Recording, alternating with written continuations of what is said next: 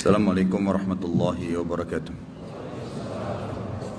Terjadi kisah di Riyadh, seorang ibu, kisah nyata di Saudi. Ini di Riyadh ini sudah masyhur ceritanya nih. Antara seorang ibu dengan seorang TKW dari Indonesia. Ada satu ibu sudah divonis di Saudi, operasi kanker dia terakhir sebulan lagi. Kalau tidak berhasil, dianggap sudah mati dari sisi medis. Ini keberhasilannya kecil sekali, 10%, 90% mati orang ini. Sebulan lagi menurut ilmu medis. 3 hari setelah divonis begitu sama dokter, sebulan lagi operasi terakhir, datang pembantunya dari Indonesia. Seminggu pembantu itu kerja, bagus sekali kerjanya. Masya Allah bersihin rumah, masak segala. Tuan rumahnya ini senang. Tapi selama dia kerja seminggu, ada satu perilaku TKW ini, pembantu ini, yang selalu membuat tuannya mau nanya sama dia tapi nggak enak. Akhirnya setelah seminggu itu ditanya, ternyata dia kalau siang hari, habis selesaikan kerjaan semua, habis siapin makan, dia masuk kamar mandi, lama di kamar mandi pembantu ini. Nggak tahu buat apa gitu.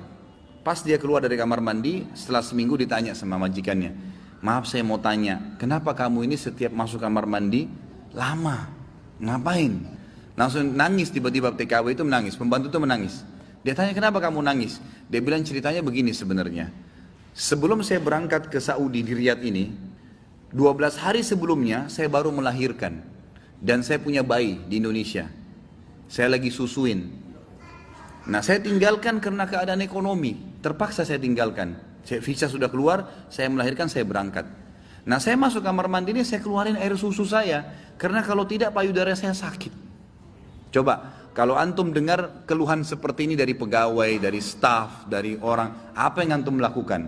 Perhatikan perilakunya muslimah ini, ya. Majikannya buat apa? Ini ternyata menjadi penyebab penyakitnya hilang. Apa yang dia buat? Dia bilang baiklah. Sambil dia nangis, dia dengar ceritanya, dia bilang baiklah. Dia masuk gajinya itu 800 real per bulan. Tuannya ini kebetulan punya duit di rumahnya, diambil dikali 24 bulan, 2 tahun. Dikasih pembantunya, ini uang kamu ambil. Besok saya belikan kamu tiket pulang ke Indonesia. Anggap kau sudah kerja 2 tahun. Pembantunya bilang, nggak apa-apa. Dia bilang nggak apa-apa. Anak kau lebih penting daripada saya. Urus anakmu, nggak apa-apa. Terus ada pembantunya, baiklah kalau begitu terima kasih. Kata tuannya, kalau seandainya 2 tahun kemudian habis nyusuin kamu terfikir kembali, ini nomor HP saya, dikasih, pulanglah. Pembantu kita sudah selesai nih, TKW sudah pulang Indonesia. Kita sekarang berhubungan dengan kisah ibu ini. Apa kata dia?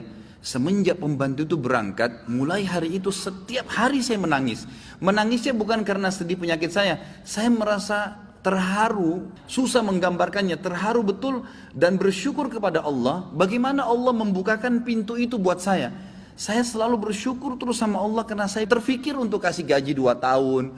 Mungkin kalau terjadi pada kita, kita bilang, baiklah kamu pulang aja minimal. Pernah gak antum terfikir kasih gajinya lengkap semua?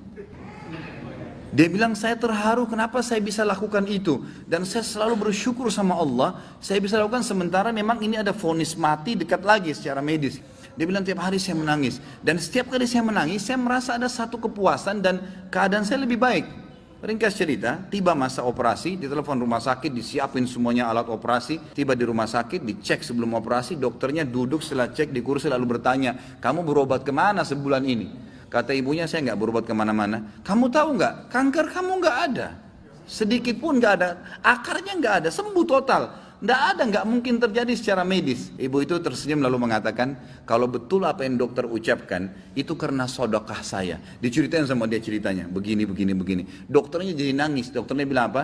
Subhanallah, yang telah membukakan mata hati saya, ternyata yang menyembuhkan bukan obat sama dokter, tapi siapa? Allah subhanahu wa ta'ala. Ambil pelajaran ikhwas sekalian. Ternyata amal-amal soleh itu bisa membuat kita keluar dari masalah. Abdullah bin Umar dan Abdullah bin Abbas radhiyallahu anhum ajma'in, itu kalau beliau sedang menghadapi masalah dan tidak pecah, beliau keluar cari orang miskin dan sedekah. Keluar bertawassul dengan amal soleh. Seperti itulah. Mungkin sampai situ dulu, mudah-mudahan apa yang kita bahas bermanfaat dan menjadi tambahan ilmu buat kita. Assalamualaikum warahmatullahi wabarakatuh.